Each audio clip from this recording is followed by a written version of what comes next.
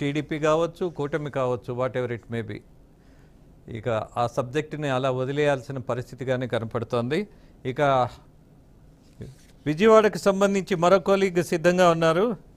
ఏడుకొండలు గారు, what is update?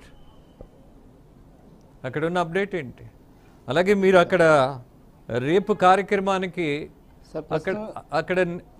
అక్కడ జరుగుతున్నటువంటి ఏర్పాట్లు కూడా, భారీగా జరుగుతున్నటువంటి ఏర్పాట్లను కూడా మీరు గమనించారు. అలాగే నాయకులు అనేక మంది ఇవాళ క్యూ కడుతున్నారు పక్క రాష్ట్రాల నుంచి కూడా, పాసులు ఉన్నా లేకపోయినా.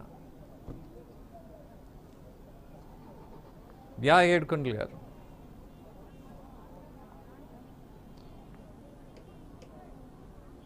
Thank you sir. ఇటు ప్రస్తుతం ఉమ్మడి కృష్ణా జిల్లా వ్యాప్తంగా కూడా ఇప్పుడు నలుగురు పేర్లు అయితే క్యాబినెట్లో ముఖ్యంగా వినిపిస్తున్నాయి. అది మాజీ మంత్రి కొల్లి రవీంద్ర పేరు వినిపిస్తుంది. అలాగే విజయవాడ సెంట్రల్ ఎమ్మెల్యే బోండా ఉమా పేరు కూడా వినిపిస్తుంది. మరోవైపు చూస్తే గతంలోంచి కూడా ఈ ఉమ్మడి కృష్ణా జిల్లాకి ఒక ప్రత్యేకత ఉంది.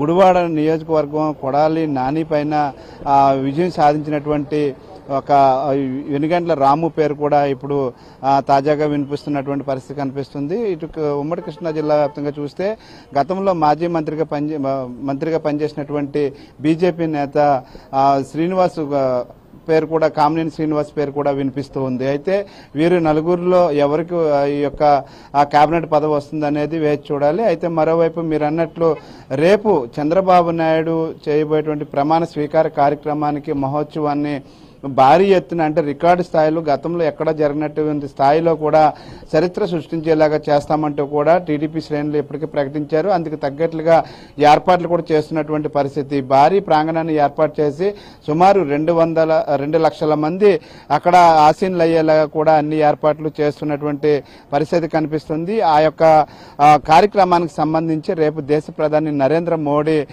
వస్తున్న నేపథ్యంలో భారీ బందోబస్తును ఏర్పాటు చేశారు. అలాగే ఇప్పటికే చూస్తే అటు సినీ దిగ్గజమైనటువంటి హీరో చిరంజీవి కూడా తన కుటుంబ సమేతంగా కూడా ఇప్పటికే విజయవాడ చేరుకున్నారు. మరోవైపు రేపు అటు తమిళ సూపర్ స్టార్ అయినటువంటి రజనీకాంత్ కూడా తన కుటుంబ సమేతంగా కూడా ఈ యొక్క కార్యక్రమానికి హాజరవుతున్నారు. పవన్ కళ్యాణ్ కుటుంబ సభ్యులు కూడా హాజరవుతున్నటువంటి పరిస్థితి. మరోవైపు నరేంద్ర మోడీతో పాటు ఈ రోజు రాత్రి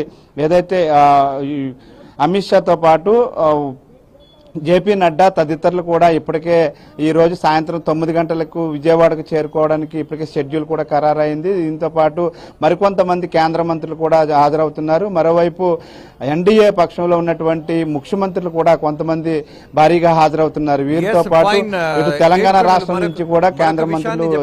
మరొక విషయాన్ని చెప్పండి, 164 మంది ఇవాళ ఎమ్మెల్యేలుగా కూటమిలో ఉన్నారు.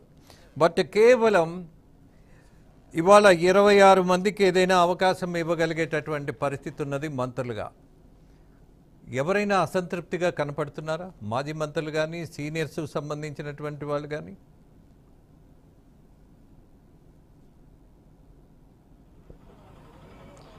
అంటే సార్, ఇప్పుడు ఏదైతే కూటమి సభ్యులంతా కలిసి ఏ విధంగా సమన్వయం చేసుకుని ఈ యొక్క విజయాన్ని సొంతం చేసుకున్నారో అదే విధంగా ఇప్పుడు చంద్రబాబు నాయుడు అలాగే కూటమి సభ్యులు ముగ్గురు కలిసి కూర్చొని ఏదైతే నిర్ణయం తీసుకుంటారో దానికి మేమందరూ సంసిద్ధులుగా ఉన్నామని చెప్తున్నారు. ఎక్కడా కూడా అదే పరిస్థితి అయితే ఈ రాష్ట్రంలో ప్రజలు ఆశించినటువంటి పాలన చూడగలిగే దశ ఉంటుంది.